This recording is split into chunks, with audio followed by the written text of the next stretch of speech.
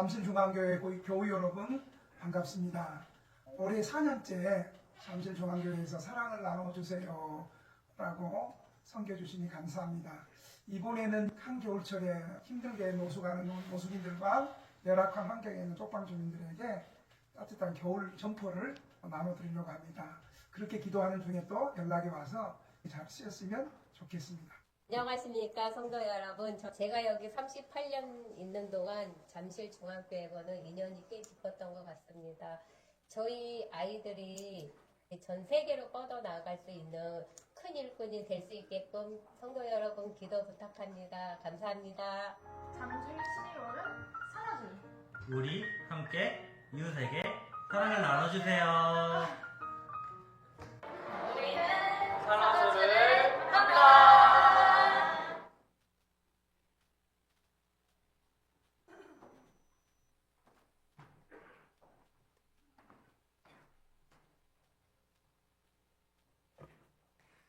모두 자리에서 일어나셔서 앞뒤 좌우 성도님들과 함께 평안의 인사를 나누시고 함께 찬양 드리겠습니다. 함께 샬롬으로 인사하시겠습니다. 샬롬, 샬롬. 하나님의 평강이 함께 하시기를 소망합니다.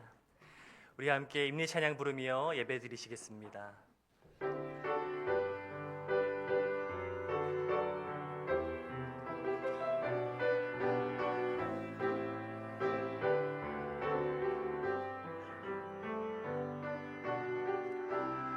창조의 아버지 그 섭리 보이사 택하신 세대 일으키어 이 땅을 고치소서. 주의 크신 만물이 사모하니 성령의 기름 부어주사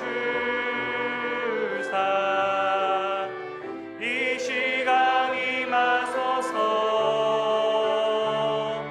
주 영광 역임하사 열방 향해 그 빛 비추소서. 주의 얼굴 구할 때 주의 향기 머무소서. 주 영광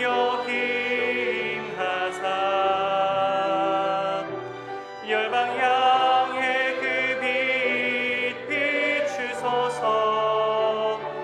주의 얼굴 구할 때 주의 향기 머무소서. 나의 구원과 영광이 하나님께 있으며 내 힘의 반석과 피난처도 하나님께 있도다. 백성들아, 시시로 그를 의지하고 그의 앞에 마음을 토하라. 하나님은 우리의 피난처시로다. 아멘.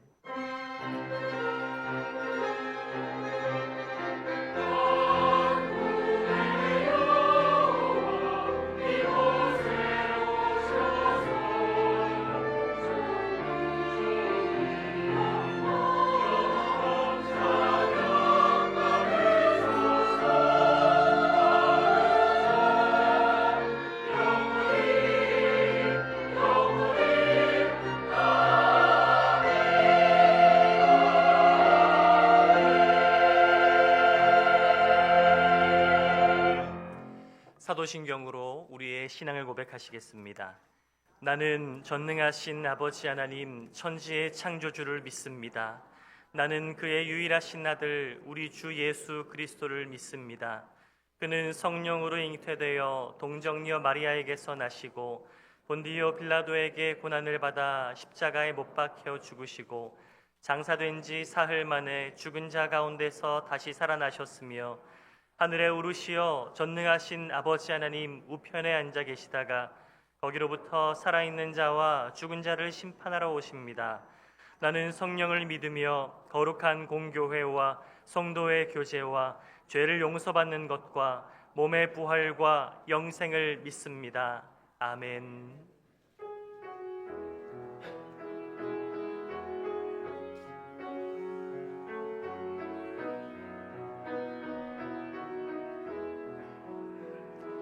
날마다 숨쉬는 순간마다 내 앞에 어려운 일 보내 주님 앞에 이 몸을 맡길 때 슬픔 없네 두려움 없네 주님의 그 자비로운 손길 항상 좋은 것 주시도다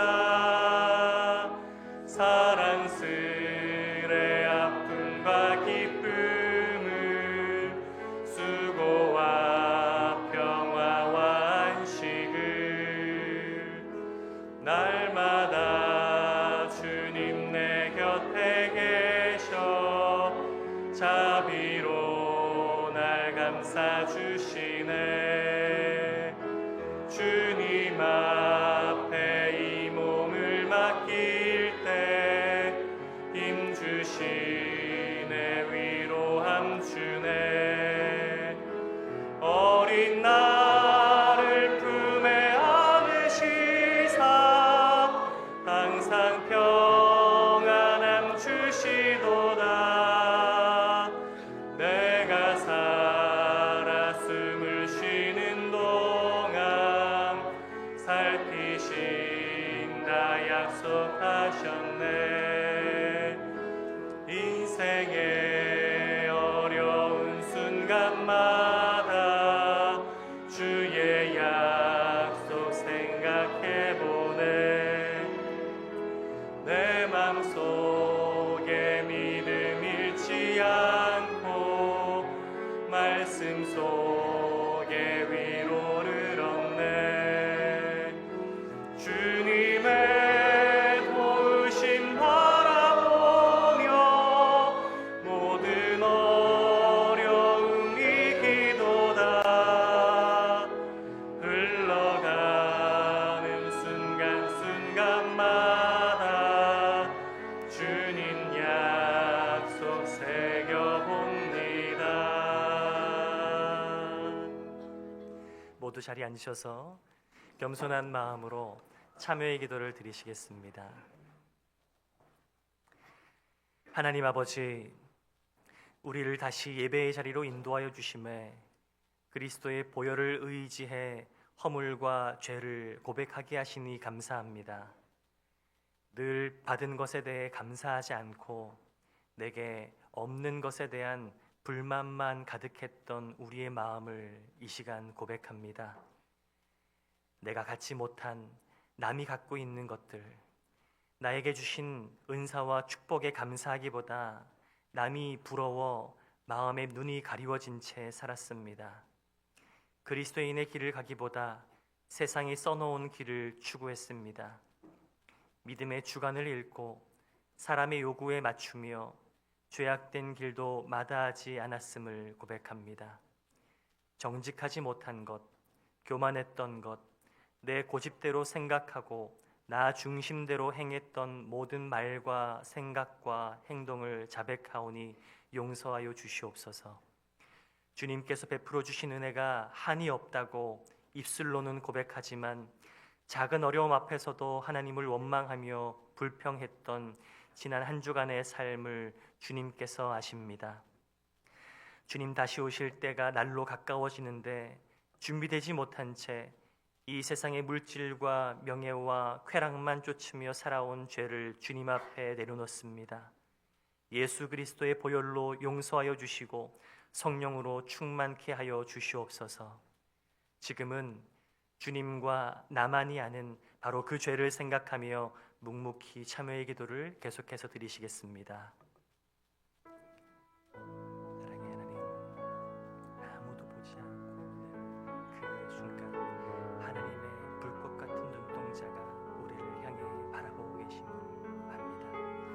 그럼에도 교만과 악독으로 가득 차 있는 내 안의 모든 죄악과 주님 불순한 마음들, 내 안에 병든 마음과 생각들을 안고서 이것이 옳다고 자기 기만하며 또한 공동체 속에서 나 스스로 높아지며 왕인 제 행사했던 그 모습이 다른 누구에게 있는 것이 아니라 나에게 있음을 고백하오니 주님 나를 용서해 주시옵소서.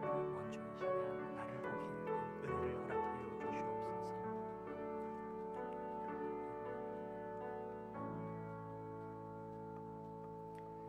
그리스도 예수의 사람들은 육체와 함께 그 정욕과 욕심을 십자가에 못 박았느니라. 그러므로 우리 주 예수 그리스도 안에 있는 자에게는 결코 정죄함이 없느니라. 아멘.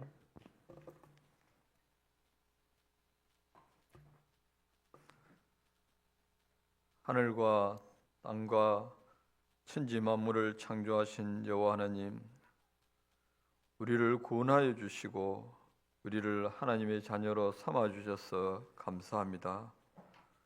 신령과 진정으로 드리는 우리 예배를 받아주시고 우리가 하나님 자녀가 됨을 감사하며 드리는 거룩한 예배가 되게 하여 주시옵소서. 우리를 사랑하시되 끝까지 사랑하시는 하나님, 두려움과 희망으로 시작한 한 해가 벌써 저물어 갑니다. 주님의 은혜로 지난 1년 동안을 지켜주시고 많은 환난과 위험 가운데서 우리를 보호하여 주셔서 감사합니다. 하나님의 자녀답게 살지 못한 자신을 돌아보며 올해 남은 며칠만이라도 하나님의 자녀답게 살아가는 우리 모두가 되게 하여 주시옵소서. 느헤미야가 권력과 부와 왕궁을 버리고 온갖 위험을 안고 예루살렘 성을 건축하고 모세의 율법책을 읽으며 여호와를 송축한 것처럼 외롭고 힘들고 어려워도 말씀에 순종하여 복음의 길을 굳건히 갈 수 있는 믿음을 우리에게 허락하여 주시옵소서.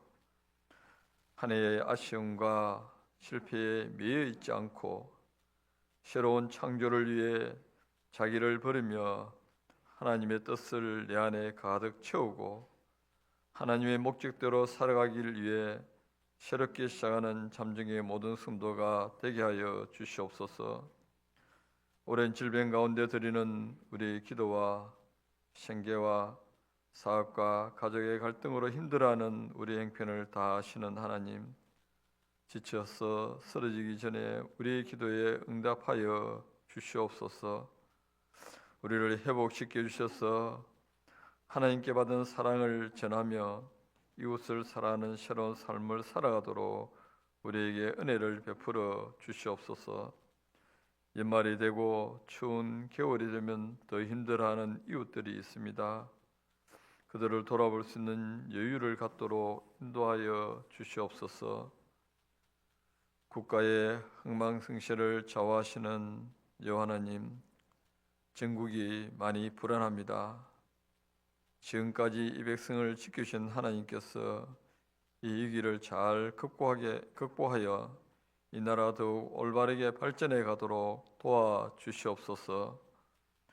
오늘도 귀한 담임 목사님을 단위에 세우셔서 감사합니다. 물 흐르듯 산다라는 제목으로 주시는 말씀을 다 깨닫게 해주시고 그 말씀을 아멘하고 받을 때에 그 말씀 우리에게 찔림이 되고 우리에게 부흥이 되어 삶의 변화와 나눔이 일어나도록 도와주시옵소서. 정성을 다하여 드리는 할렐루야 찬양대의 찬양을 받아주시고 날마다 찬양의 기쁨이 넘치는 우리의 모든 삶이 되기를 원하며 교회가 계획하고 안고 있는 여러 해난들도 잘 진척되게 하여 주시옵소서. 이 모든 것을 우리를 구원하기 위하여 이 땅에 오신 예수님 이름으로 기도드립니다. 아멘.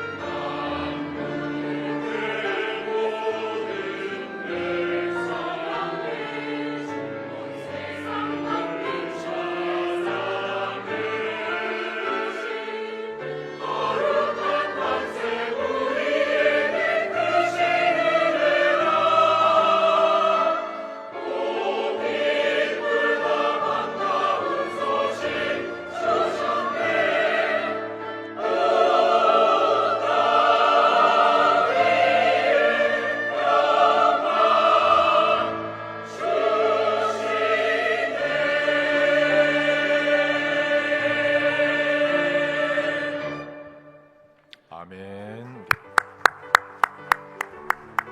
함께 화답하겠습니다. 모든 영광을 하나님께, 모든 영광을 하나님께, 온 마음과 뜻 다해 주 사모합니다. 모든 영광을 하나님께.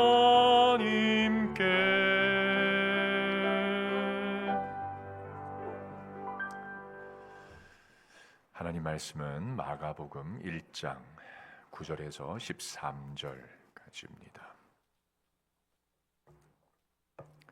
함께 읽겠습니다.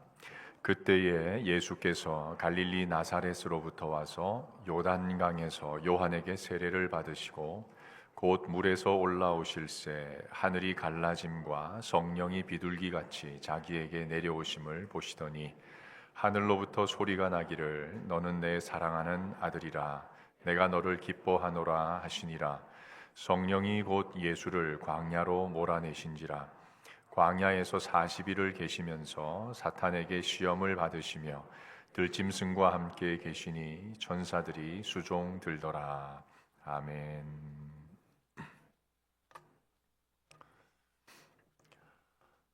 우리나라의 대표적인 신앙 시인이 구상 선생입니다. 제가 그분의 시와 에세이를 참 좋아하는데 이유는 다른 게 있지 않고 자기 자신에 대한 진솔함이 굉장히 탁월합니다. 이분 한창 때인 1961년 에세이집을 하나 냈는데 침언부어라는 제목의 그 에세이집을 냈는데 거기서 자기 시에 대해서 두 종류가 있다고 밝혔거든요. 첫 번째가 무정란 같은 시라고 했습니다. 말 그대로 테크닉으로만 만든 시란 말입니다. 기교는 탁월하고 멋스럽기는 한데 생명력이 없기 때문에 누군가에게 울림이 되거나 깨달음을 주거나 영향을 잘 주지 못하는 종류의 시를 거기에 빗댔습니다. 또 하나는 수정란 같은 시라고 했습니다. 절대자 앞에서 발견한 자기 자신의 있는 모습 그대로를 자기가 담아서 꾹꾹 눌러 쓴 그 시, 이 시들은 사람에게 울림이 되고 그 마음을 터치하고 그래서 변화가 되는 그런 종류의 시라는 거죠. 그것을 수정란에 비유했습니다. 제가 놀란 것은 다른 부분이 아닙니다. 이렇게 구상시인이 말한 것은요, 그동안 한참 지금 전성기 달리고 있잖아요. 그동안 썼던 자신의 시가 어떤 시라는 걸까요? 무정란에 가까울까요? 아니면 수정란에 가깝다는 말일까요? 무정란에 가깝다는 것을 자기가 이렇게 고백을 한 겁니다. 한창 때의 에세이에서. 집요하게 자기 자신에 대해서 성찰하지 않으면 절대 할 수 없는 고백이거든요. 잘 나갈 때 사람이 자기의 어두운 면을 잘 드러내지 않습니다. 그리고 세상을 떠나기 3년 전인 82살 때 병상에서 임종을 생각하며 썼던 시들을 모아서 시집을 냈습니다. 그 제목이 뭔가? 두 일에 강아지만큼이라도 마음의 눈을 뜨게 하소서. 죽음을 생각을 하니까 자기 자신이 고작 태어난 지 2주밖에 안 되는 강아지만도 못하다는 생각에 미친 겁니다. 그때까지 한번 생각해 보십시오. 우리나라에서 이룬 한국 문단의 대표로서 이룬 업적들, 지위, 명성 그 정도 되고 나이가 82이 되면요, 그냥 나 이제 좀 알만하다, 이제 할만하다 이렇게 해도 아무도 뭘 할 사람 없어요. 그럼에도 불구하고 2주 된 강아지만도 못하다는 얘기를 할 수 있는 정도의 자기 성찰, 대단하지 않습니까? 이렇게 전심을 다해서 예수를 따른 사람들에게서 공통적으로 발견되는 고백이 다 이와 비슷합니다. 내가 거의 잘 보이지 않습니다. 내가 잘 없어요. 그저 주님이 드러날 뿐이고 그저 하나님 하신 일이 드러날 뿐입니다. 바울도 그랬지 않습니까? 고린도전서 15장 10절 우리 같이 읽어볼까요? 그러나 내가 나 된 것은 하나님의 은혜로 된 것이니. 바울이 어떻게 살았는지 우리 잘 아시죠? 예수님을 만난 이후에 그는 복음을 전하다가 유대인들에게요 40에 하나 감하는 매를 5번이나 맞았습니다. 40대를 맞으면 죽기 때문에 하나 빼주는 그런 매를 5번 맞고요. 돌에 맞아서 여러 번 맞아 죽을 뻔했고, 수도 없이 굶고 수도 없이 파손하고 수도 없이 감옥에 갇히는 모욕과 모함을 받는 그런 삶을 살았습니다. 게다가 자기가 갖고 있었던 그 치유되지 않는 그 병을 하나님께 고쳐달라 그랬더니 하나님이 응답해 주지 않았어요. 그럼에도 불구하고 그렇게 살았다면 훗날 자신의 삶에 대해서 뭐라고 하는 게 자연스럽습니까? 나 이렇게 열심히 살았다고, 당신들 아니하고 이렇게 해도 조금도 부족하지 않아요. 누가 뭐라 할 사람 없습니다. 그런데 그는 진심으로 이 모든 것이 하나님의 은혜였다고 고백을 한단 말이죠. 어떻게 그럴 수 있는가? 제가 지난주에 2가지 말씀드렸죠. 하나는 자기 버림, 다른 하나는 그 빈자리에 하나님의 뜻을 채움. 이 2가지에다가 오늘 제가 마지막 1가지 말씀을 드릴 텐데, 이 3가지를 구비하면 우리 주님처럼, 바울처럼, 또 수많은 믿음의 선배들처럼 그렇게 살 수 있게 됩니다. 이 셋으로 시작한다면 여러분의 2025년 그리고 그 이후 이전과 완전히 다른 삶을 살게 될 것입니다. 그런 복이 임하기를 주의 이름으로 축원합니다. 우리 사람은요 다 출발이 똑같습니다. 영적 사망 상태에서 출발하죠. 자, 그때 하나님이 은혜로 주시는 선물이 바로 죽었던 영혼의 영적 감각을 주시는데, 그걸 뭐라 그럽니까? 그걸 거듭남, 중생이라고 합니다. 먼저 하나님이 감각을 주셔야 그 감각으로 절대자 하나님을 알 수 있거든요. 이렇게 인간이요, 죄인이 하나님 절대자를 감각하면 그 다음에 필연적으로 따라 나오는 것이 있는데, 그게 뭔가 하면 내가 누구인지 정확하게 눈을 뜬다는 거예요. 아, 내가 죄인입니다. 베드로 보십시오. 주님 딱 만나자마자 죄인입니다. 나를 떠나소서. 주님 없이 못 사는 존재가 되는 거지요. 그러면 자연스럽게 이전까지 내 인생에서 왕노릇하던 이 에고, 내가 주님의 뒤로 물러서는 현상이 나타납니다. 자연히 주님이 우리의 주인, 왕이 되시니 주님의 뜻을 따라 살려는 의지가 우리 속에 강해지겠죠. 근데 문제는 많은 예수 믿는 사람들이 다 주님을 영접하고 중생을 하면 이 과정을 거치는데, 문제는 우리에게 죄성과 연약함이 죽을 때까지 사라지지 않는다는 사실이에요. 끝까지 따라가는 겁니다. 죄성과 연약함은 항상 따라오는 거거든요. 그래서 예수 처음 믿고 처음에 얼마나 뜨겁습니까? 얼마나 감격합니까? 날마다 눈물로 찬양하고 열심을 다하고 진실하게 살고, 그렇게 하다가 어느 순간 목사가 되고 장로가 되고 직분을 받고 세상에서 한 자리 하다 보면 순식간에 자기도 모르게 교만해지는 거 우리 많이 보지 않습니까? 남들은 둘째치고 제 자신이 사실 그랬습니다. 30대 초 신학대학원을 졸업을 하고 2년이 지나서 드디어 교회에서 전임 사역자가 됐습니다. 뭐 전임 사역자라고 해봐야 강도사, 인턴십 하고 있는 거 아닙니까? 그런데도 목사도 아닌 고작 강도사 주제에 교회에서 일을 하는데 제 뜻대로 되지 않을 때마다 혈기가 막 올라오는 거예요. 반대하는, 일을 할 때 반대하는 일이 있으면 거기에 대한 이 미운 감정이 해소가 잘 안 되는 겁니다. 제어되지 않는 이 감정, 이게 정말 저의 그 당시 큰 숙제였습니다. 고민이고. 그 무렵에 담임 목사가 보내준 한 세미나에 갔는데 거기서 그 은성수도원의 설립자인 엄두선 목사님을 만나게 됐습니다. 워낙 당시에 우리나라에서 교계에서 큰 어른이고 해서 주변에 사람이 많아 감히 접근도 못했는데, 제가 용기를 내서 저 상담받고 싶은 일이 있습니다 했더니 어린 강도사가 용기 있게 오니까 그래도 상담을 들어주셨어요. 꽤 긴 시간 같이 얘기를 하는데 제가 제 속내를 다 틀어놨습니다. 전에 한번 제가 칼럼에 쓴 내용이니까 아시겠죠? 그 얘기를 다 듣더니 이 목사님이 저한테 뭐라 그러는가? 멈춤을 멈추시라. 무슨 선문답도 아니고 정말 어려운 말이잖아요. 제가 모르겠습니다. 이해가 잘 안 됩니다. 자세히 좀 설명해 주십시오 했더니 그분이 꺼낸 말이 예수님의 공생애를 꺼냈습니다. 강도사님, 예수님 공생애 기간에 주님이 혹시 일이나 사람이나 감정에 걸려서 멈춘 적이 있는지 혹시 보셨습니까? 생각해 보십시오. 여러분도 한번 생각해 보십시오. 주님이 진짜 일이나 감정이나 사람에 걸려서 멈춘 적이 있는지 없습니다. 이스라엘의 수만 명의 사람들이 예수님을 왕으로 삼자고 환호할 때도 사실 우리 같으면 좀 우쭐한 감정에 멈출 수 있잖아요. 잠시 그거 즐길 수 있지 않습니까?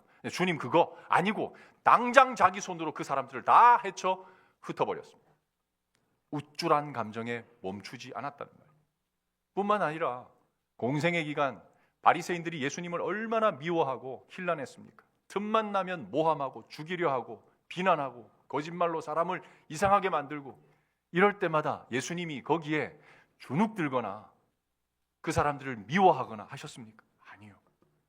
미움이라는 감정에 전혀 붙들리지 않았단 말이에요. 뿐만 아니라 예수님 마지막 부당한 거짓말로 재판을 받고 말도 안 되는 죄명으로 사형 선고를 받지 않습니까? 그럼에도 주님 그 입을 열지 않으셨습니다. 억울해하지도 않습니다. 화도 내지 않습니다. 그런 감정에 붙들려서 멈추지 않았기 때문에 그랬던 것입니다. 주님 정말 물처럼 바람처럼 걸리는 게 하나도 없이 사셨단 말이죠. 반면에 예수님의 제자들 어땠습니까? 무려 3년 반 가까이 예수님과 밤낮 같이 다녔지 않습니까? 그런데 이 사람들은요, 밤낮 여기저기에 걸리는 인생, 멈추는 인생이었습니다. 한번 보십시오. 어디 가서 주님 명령받아 전도하고 왔더니 가서 귀신도 쫓겨내고 병자도 고치고 우쭐해서 왔습니다. 주님 칭찬하니까 우쭐한 이 마음에 딱 멈춰 있는 거죠. 야, 대단하다. 그러다가 산 아래에서 귀신 들린 아이 하나 못 고쳐서 얼마나 망신을 당합니까? 그 자만심에 딱 붙들려 있는 거죠. 그것뿐입니까? 제자들 사이에 누가 높고 누가 크냐 이 싸움이 벌어졌을 때 서로에 대해서 미운 감정에 딱 붙들리니까 계속 싸우지 않습니까? 틈만 나면 그 감정에 멈춰 있기 때문에 그런 겁니다. 대적자들, 자기들 반대하는 사람 만나면 대번에 입을 열어서 뭐라 그랬습니까? 주님, 저들에게 불을 내려서 없애버립시다. 이 분노에 사로잡혀서 그렇게 한 거죠. 이렇게 걸림과 멈춤이 끊임없이 반복되니까 쓸데없는 일에 에너지를 쓰게 되고 정작 나아가야 할 일에 나가지 못하는 겁니다. 주님은 자기 길로 가고 계시는데 이들만은 딱 제자리에 멈춰서 끊임없이 반복하고 있는 거예요. 그날에 이 대화가 제 인생의 완전 터닝 포인트가 됐습니다. 제가 예전에 부임 초에 여러분들은 제가 화내는 것을 볼 일이 없을 거라 그랬더니 그때 저를 비웃으셨죠. 되게 두고 보자 이러면서. 근데 정말 이 대화 이후로 화를 안 냅니다. 거기에 멈추는 것이 나를 망가뜨리는 줄 알기 때문에 그래요. 얼마나 그게 무서운지. 주님이 그렇게 하실 수 있었던 이유가 있습니다. 오늘 본문 12절 말씀인데 우리 같이 읽어보겠습니다. 성령이 곧 예수를 광야로 몰아내신지라. 이 장면이 좀 이상하지 않습니까? 세상을 구원하러 오신 메시아입니다. 메시아의 첫 모습이 성령에 이끌리어서 광야. 여러분, 광야는 성경에서 두 가지 중요한 이미지를 갖고 있습니다. 하나는 어둠의 이미지고 귀신이 사는 곳, 다른 하나는 결핍의 상징과도 같아요. 메시아이신 주님이 이 땅에서 첫 발걸음을 내디는데 성령에 의해서 어둠과 결핍이 있는 곳으로 그 발걸음을 옮겼단 말이에요. 거기 가서 40일간 아무것도 먹지 못합니다. 집요하게 사탄의 유혹을 받습니다. 그런데요, 기억할 게 있습니다. 메시아치고는 정말 초라한 그런 출발인 것 같은데 이것이 좋은 시작의 절대 조건이란 말입니다. 사람들 보통 뭔가를 시작하려고 그럴 때 항상 좀 거창하게 시작하려는 경향이 다 있잖아요. 여러분 시작할 때 대충 하고 싶은 사람이 있습니까? 아무도 없거든요. 이제 해 바뀌어 보십시오. 우리 남성분들 이제 또 운동 좀 해야 되겠다 하고 이제 결심하거든요. 그러면 제일 먼저 뭐 합니까? 장비부터 막 구하기 시작합니다. 그것도 제일 간지나고 좋은 것들로. 일단 장비빨이야 이러고는 사소한 액세서리까지 최고급으로 그냥 다 구비해서 만반의 준비를 하거든요. 그런 분들이 열을 가는 걸 제가 못 봤어요. 다 옷걸이 쓰고 그냥 여기저기 방치되고. 사탄이 지금 했던 유혹의 핵심이 예수님더러 그런 시작을 하라는 거예요. 좀 멋들어지게.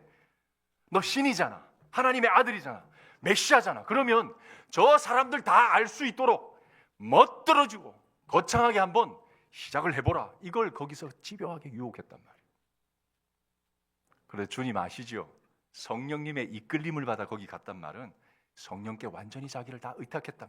성령이 인도하는 그 길이 가장 옳기 때문에 그것을 그냥 수용했던 거거든요. 거창하게 시작하는 거 좋아 보이지만 망할 수도 있는 지름길입니다. 다윗의 처음을 그때 한번 나눴죠. 다윗의 처음이 뭐였습니까? 공식적인 처음 행동이 골리앗을 무너뜨리는 거였습니다. 그 다음에 이어서 군대 장관이 됐습니다. 그 다음 이어서 왕의 사위가 돼버렸습니다. 완전 승승장구 아닙니까? 그런데 이어서 뭐가 나타나죠? 왕의 미움을 받아 도망자의 신세가 됩니다. 그 사이에 어떤 일이 있었을까요? 내 마음속에 이미 너무 내 자아가 커져버린 거예요. 너무 높이, 너무 처음이 크면요, 나의 뒤로 물러섰던 에고가 나의 앞에 다시 나오기 딱 좋은 조건이 되거든요. 이게 사람들에게 다들 덫이 됩니다. 그것을 회상하면서 썼던 시들이 많은데 시편 131편이 대표적이거든요. 시편 131편 1절만 우리 같이 읽어보겠습니다. 여호와여, 내 마음이 교만하지 아니하고 내 눈이 오만하지 아니하오며 내가 큰 일과 감당하지 못할 놀라운 일을 하려고 힘쓰지 아니하나이다. 너무 크게 시작을 해본, 그래서 저 바닥에 내려가 보고 나서 자기를 돌아본 거죠. 아, 내가 너무 큰 일을 하려고 했구나. 여러분, 첫 시작이 크면요, 그 뒤로 작은 일이 눈에 안 들어옵니다. 하고 싶지가 않아요. 그래서 저 송나라 학자 정의가 우리 인생의 삼불행이라 그래서 세 가지를 꼽지 않습니까? 하나는 소년 등과 뭐지요? 너무 어린 시절에 급제를 해서 벼슬을 하는 것. 두 번째, 아버지와 형제가 너무 권력이 있어서 처음부터 혜택을 받는 것. 세 번째, 자기 자신이 너무 타고난 재능을 가지고 태어나는 것. 이 세 가지 공통점이 뭡니까? 첫 출발이 너무 높다는 거죠. 너무 편하다. 그러면 반드시 뒤에 따라오는 것은요, 넘어지는 것뿐이에요. 화와 복은 동전의 양면과 같이 항상 같이 갑니다. 어제의 복이요, 어느 순간 발 한 번 잘못 디디면 그게 화가 되는 거거든요. 하지만 성령님, 우리를 이끄는 성령은요, 첫째, 진리의 영이십니다. 두 번째, 생명의 영이십니다. 세 번째, 완전한 영이십니다. 예수님 인간의 몸을 입고 이 땅에 오셨잖아요. 그렇지만 한 인간으로서 성령님을 전적으로 의존합니다. 왜? 그분을 신뢰했기 때문에. 성령님에게는요, 절대 거짓과 과장과 억지와 실패와 실수가 불필요한 것들이 없습니다. 믿고 따라가면 거기에 생명이 일어나고, 믿고 따라가면 거기에 열매가 있고, 믿고 따라가면 실패가 없는 길이거든요. 예수님은 겸손하게 성령님의 인도를 따라 그냥 물 흐르듯 사시기 시작합니다. 여러분, 영어로 이렇게 끊임없이 잘 흘러간다는 단어가 뭐죠? flow, flow지요. 그래서 우리 그 가수들 가운데 아주 탁월한 가수들을 평가할 때 빠지지 않고 등장하는 단어가 바로 이겁니다. 야, 저 가수 플로우가 참 좋다. 이게 무슨 말인가 하면 가사, 그의 호흡, 그의 멜로디, 감정, 이 모든 것이요, 정말 물 흐르듯이 자연스러울 때 이걸 탁월한 가수 혹은 명곡이라고 그러는 겁니다. 우리는 살면서요, 정말 여러 가지 다양한 일들을 만나게 됩니다. 좋을 때도 있고 힘들 때도 있고 실패할 때도 있고 성공할 때도 있고 아플 때도 있고 건강할 때도 있습니다. 그게 다 자연스럽게 우리에게 다가옵니다. 왜? 인생의 한 부분이기 때문에 그런 겁니다. 다 인생의 한 부분이에요. 그럴 때 우리는 억지로 뭔가를 바꾸려 할 필요가 없습니다. 그렇게 하면 할수록 비극을 불러일으킬 가능성이 굉장히 높습니다. 현실은 그냥 현실이도록 놔두는 겁니다. 대신 성도는 지금 내 자리에서 할 수 있는 일, 그것을 찾는 존재입니다. 그게 성령에 따라 사는 사람들이 가장 강력한 표시 중 하나입니다. 1938년도 노벨 문학상 받은 사람이 이 펄 벅 여사죠. 잘 아시죠? 대지의 작가.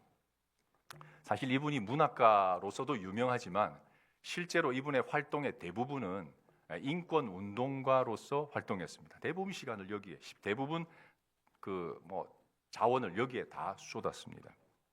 선교사의 딸로서 중국에서 어릴 때부터 자랐고 거기서 결혼을 하고 거기서 작품 활동을 했습니다. 그러다가 6.25가 우리나라에서 터졌지 않습니까?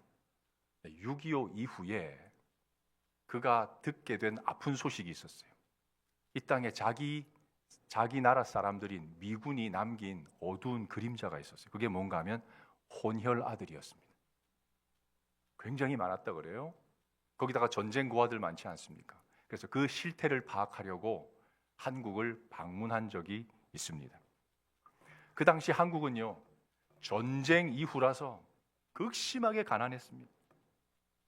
게다가 이념으로 서로 나눠져 있었기 때문에 아시다시피 오늘처럼 나라가 혼란했습니다.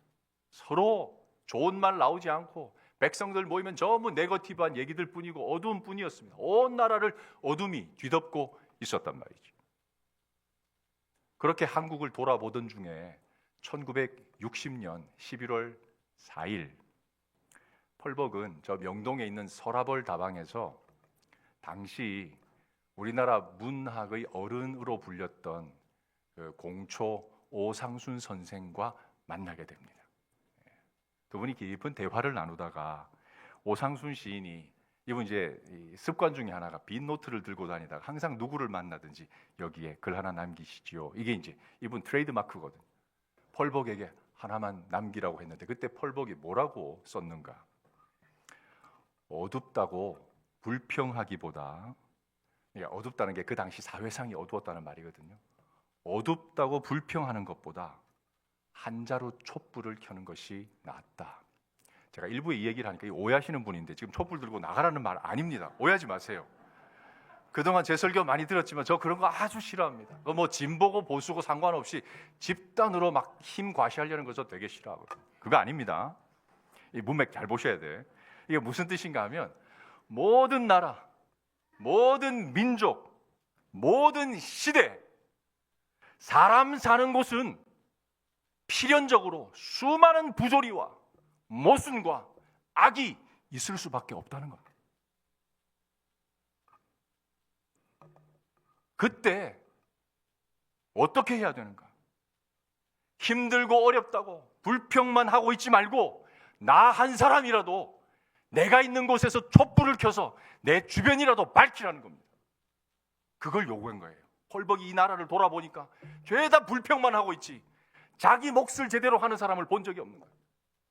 그래서 그 얘기를 남겼던 거예요. 실제로 펄벅은요, 이 일 후에 몇 년 뒤에 돈을 가지고 한국에 와서요, 저 부천 소사에다가 소사 희망원을 세웠습니다. 거기서 무려 2,000명의 혼혈 아들과 전쟁 혼혈 아들과 전쟁 고아들 다 거뒀어요. 자기 이름도 박진주로 바꾸고 그 일을 해냈단 말입니다. 이 나라를 어떻게 해보자, 바꾸자, 뒤집자, 그게 아니라 내가 할 수 있는 일을 그렇게 해냈던 거예요. 예수님도 그러셨지 않습니까?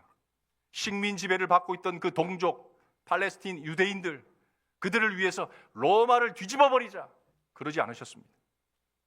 유대인들의 독립된 나라를 만들자, 그러지 않으셨습니다. 그냥 예수님의 반경 안에 있는 아픈 사람들을 찾아가셨고, 슬픈 사람들의 눈물을 닦아주셨고, 외로운 사람들의 친구가 되어주셨고, 오갈 데 없는 죄인들의 동료가 되어주셨단 말이에요. 자기 반경 안에서 그렇게 사셨단 말입니다. 그리고 기어이 당신의 모든 것, 생명까지 다 주셨습니다. 이게 어떻게 가능했을까요? 오늘 본문 12절이 아까 그 얘기를 하는 겁니다. 성령의 이끌림을 따라 사셨기 때문입니다.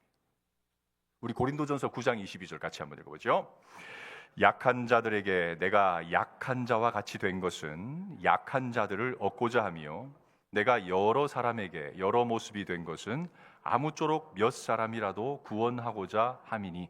여기 저 빨갛게 표시된 여러 사람에게 여러 모습, 이게 조금 번역상 좀 애매합니다. 저게요 무슨 뜻인가 하면 라틴 벌게이트에 보면 더 정확하게 나오는데 저게 옴니부스 옴니아라고 되어 있습니다. 무슨 뜻인가 하면 정확하게 모든 사람에게 모든 것을입니다. 그냥 여러 사람에게 여러 모양이 아니라 모든 사람에게 모든 것을입니다. 여러분, 이게 우리에게 제일 안 되는 겁니다. 아시죠? 모든 사람이 아니라 특정한 사람에게 나의 일부는 우리 다 가능해요.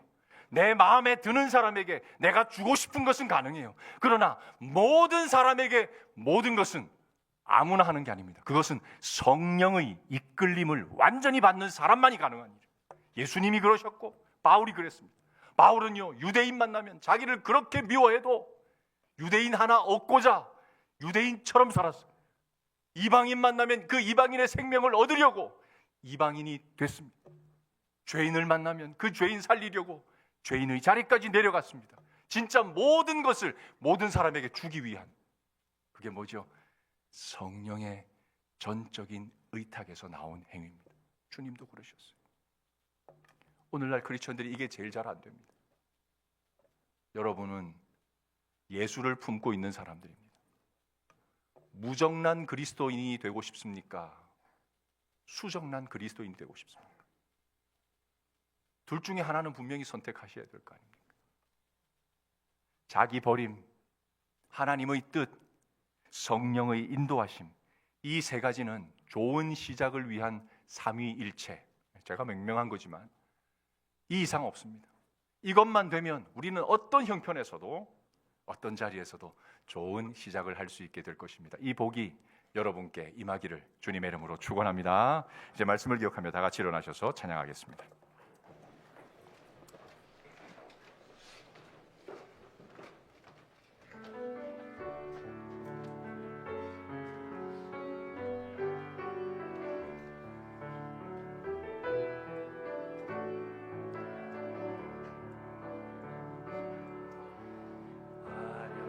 지 않아도 정결하게 사는 삶, 가진 것이 적어도 감사하며 사는 삶, 내게 주신 작은 힘 나눠주며 사는 삶, 이것이 나의 삶의 행복이라오.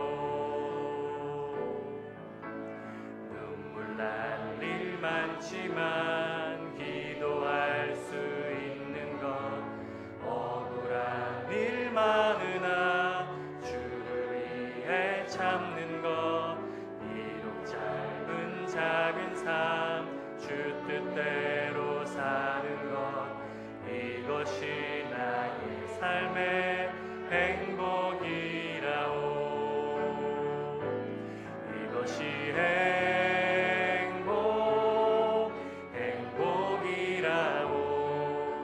세상은 알 수 없는 하나님 선물, 이것이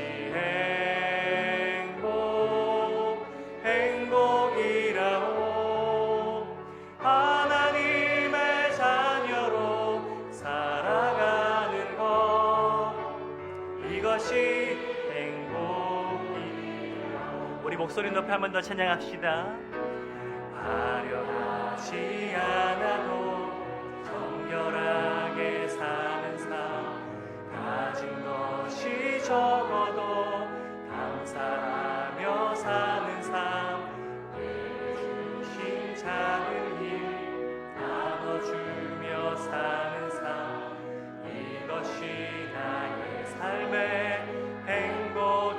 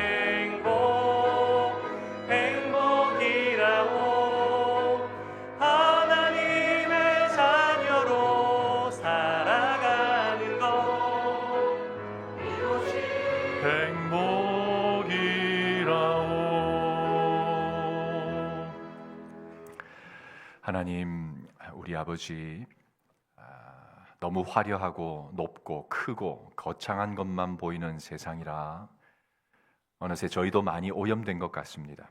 그래서 다시 주님이 보여주신 좋은 시작의 원리를 따르려 합니다. 세상과 비교하는 눈을 닫겠습니다.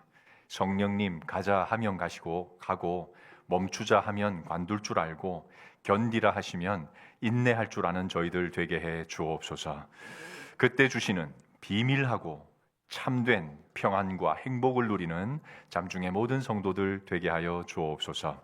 현실 세계를 사는 저희 인생들인지라 질병과 가난과 죄와 실패와 관계의 어려움을 피할 수가 없습니다.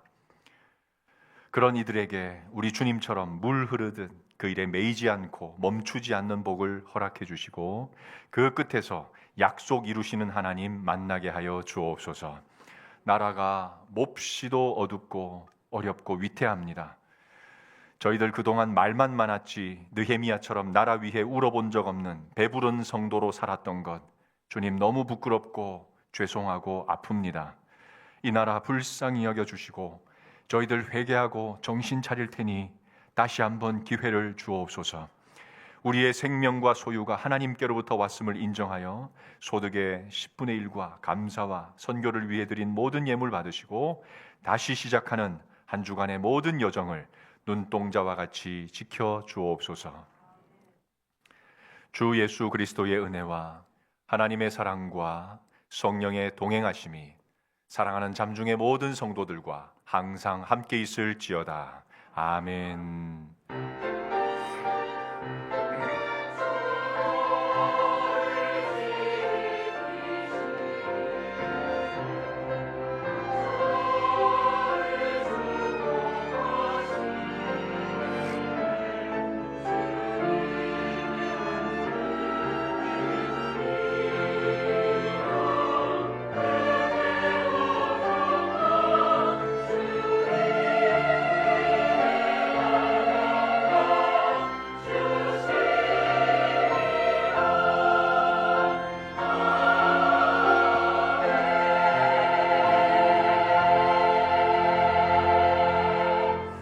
마쳤습니다. 자리에 앉으시고 광고 듣기 전에 수정 하나 있습니다. 마지막 광고 교회 출발 여전도회 연합회 교회 출발 10시거든요. 사고 없으시기 바라고요. 교회 소식 듣고 인사하고 헤어지겠습니다.